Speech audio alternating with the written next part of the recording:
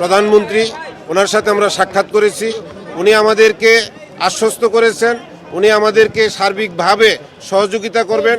এই সিটি কর্পোরেশনে আমরা আগামী 6 মাসের মধ্যে যে প্রকল্পগুলো নিব এবং সেটা যেন যথাযথভাবে বাস্তবায়ন করতে পারি।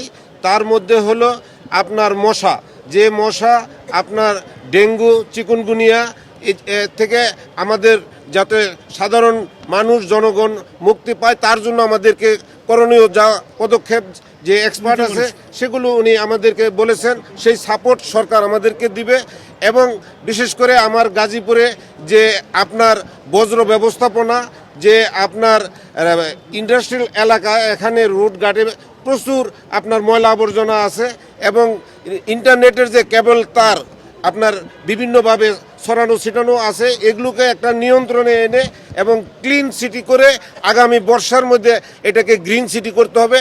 আমরা এই 6 মাসের প্রকল্প নিয়ে কাজ করতে ওনার সাথে কথা দিয়ে আসছি যে আগামী 6 মাসে এগুলো আমরা সম্পন্ন করবো ইনশাআল্লাহ।